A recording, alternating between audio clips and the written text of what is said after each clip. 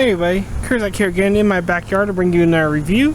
And today I'm reviewing the Transformers Cybertron Scout Class Scrapmetal. Now Scrapmetal here is sold as a Decepticon, as you can see the symbol right there. Although if I remember correctly from the show, he wasn't a Decepticon, he was like a, not a Herald of Unicron, but like a Unicron minion. I just remember them spewing from the black hole and, you know, jumping on Cybertron, attacking Autobots and Decepticons alike. So if I remember correctly, he's not actually a Decepticon, but you know, it's from the age where anybody who's a bad guy has to be labeled as a Decepticon. They couldn't have other alliances and such, so he's if you look at his packaging, he's sold as a Decepticon. That's a lot of times saying Decepticon. But today we are reviewing the red version. In America, we did also get a yellow variant, though it was very late in the line, and the yellow variant's much rarer. I believe in Japan, these guys were actually called Rumbles, and in Japan, you had red, yellow, and blue, which are accurate to the show. But here in America, you may only see the red variant, occasionally see the yellow one. Blue one was never released here, so if you want the blue variant, you have to get the Japanese version, the car version. But this is the American Cybertron version, who is in red here. You can see he's a little spider tank, which is pretty neat. It's got all 4 legs. We're pretty familiar with spider tanks thanks to Shockwave now, especially in the new Cyberverse toy line. But back in these days, spider tanks were a little bit more unique, a little bit more interesting. Definitely fits a very small, almost minion-like figure very well. He does have paint on all of his legs right here. You can see he's got nice orange paint covering up his legs with a slightly more maroon paint on the sides. Same over here, orange right here, but a little bit more of a darker maroon down below. And that's about it for paint, really. Well, also the cockpit here, because this is actually clear plastic, and they painted it over with a gunmetal grayish black. And that also looks pretty good. Also kind of like how the light shines through it. He also has this cannon up here. Also looks pretty good. The cannon can swivel around. And it is on a hinge, so you can aim up and down.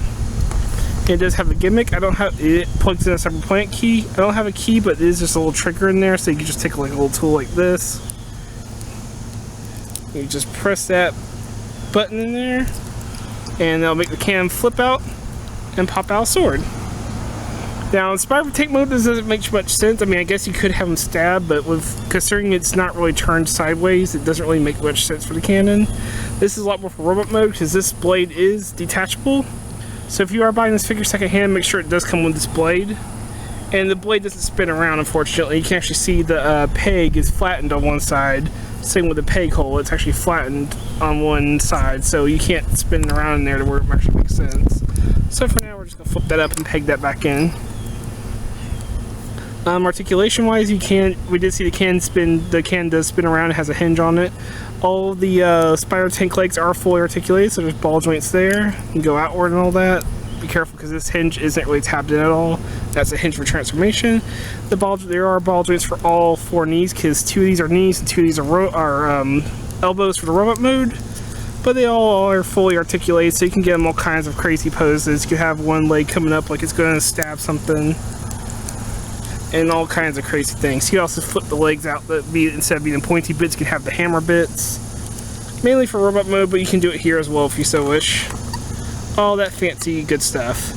Another thing to look out for if you're buying the second hand is this piece right here does pop off very easily, and without the spider tank actually looks worse. So make sure that this little piece, shoulder piece right here, is attached with your scrap metal when you buy him. But yeah, that's all well and good. He's a pretty cool figure. So let's get him down to transformation. Transform him, it's pretty simple. First off, you're going to come down here to the front and just pull these hinges on back. That'll untab from the front cockpit there. Also come back here on these hinges and pull them out. That'll give you space to bring up the head piece in a minute. You're going to take this whole piece and just bring it on back, the whole cannon piece with the Decepticon sigil shoulder piece attached to it. Flip it this way. You can flip it either way, really. From what I can see, there's no real nothing stopping from pegging it either way. So even if you have 2 of the same rumble, you can actually put the cannon on different shoulders. I believe it's officially supposed to go like that. Then this whole piece comes up with this tab. You push the head down, you push the front cockpit down to form the chest, and the head will pop out. Just push that in place. It doesn't really tab in or anything. Then you just close this up and they'll tab together, like so. Straighten out the legs, flip the feet forward, and just stand them right up. Once again, just straighten out the arms. These, the shoulder pieces do tab into the little strap piece right here, like that. Once again, just straighten out the arms, like so. And you are going to want to flip these up to reveal the hands. And there's your little Spire Tank Scrapmetal in his robot mode. And he looks pretty good like that. For comparison, modern comparison, here is the new Earthrise Thundercracker. I'll give you your modern Voyager. Let's see how he looks next to him. He's about half his height. Not bad. And Scrapmetal himself looks pretty good in his robot mode. If you look at his face, you can see he does have light piping, so his little goggles and nose kind of shine through. And if you look pretty close at his face, it is done in gunmetal gray plastic, and it looks like Wrap Trap.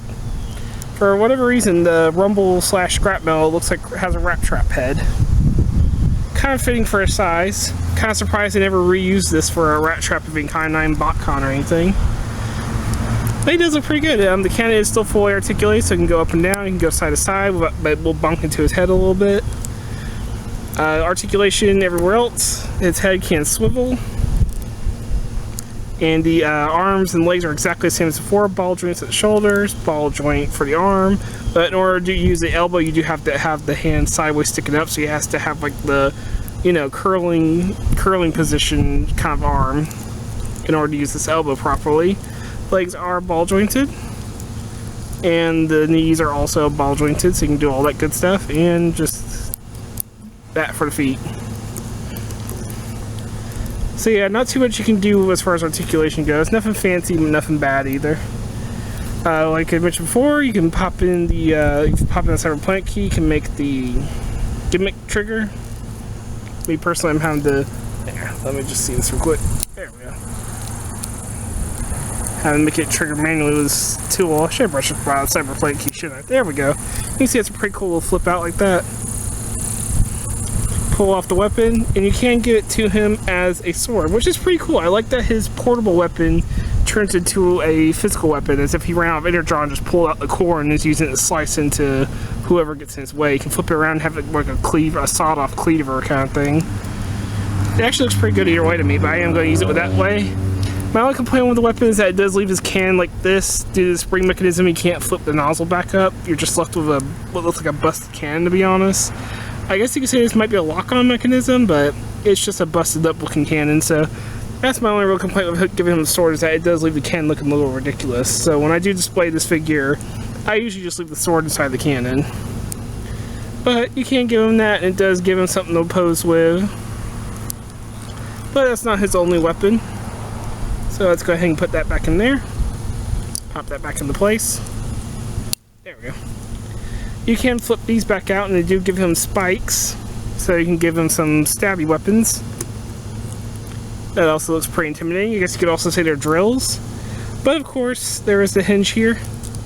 You can flip out the hammers, and now you have Rumble as a proper Rumble. Well, here in America he's called Scrapmetal, but in Japan, for the Galaxy 4 series, he was called Rumble. So the hammers actually kind of make sense. And you can give him some pretty Rumble poses. You know, you can get this kind of going, and there we go. Kind of like that. And of course, he came in red and blue, and both were called Rumble, so there's no worry about the Frenzy, who's Rumble fight here. They're all Rumble.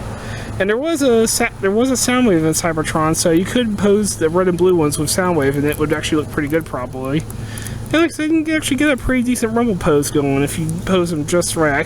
Somebody could probably do a lot better than I do here, but you can see what I mean. You can get a pretty convincing hammering shot there. So yeah, that's a Transformers Cybertron Scout class Scrapmetal. An interesting little figure. I don't think he looks that bad. He's a pretty good looking figure, especially in robot mode. You know, even along the back, you don't really see any much junk rating. There's not really any kibble. There's a couple of holes going through him there, but that's just due to transformation. He has a nice robot mode, and his Spire Tank mode ain't that bad either. It actually has decent articulation, is what I like about it. So, this has been Kerzac. I hope you enjoyed this review, and I hope you have a great day. Take care.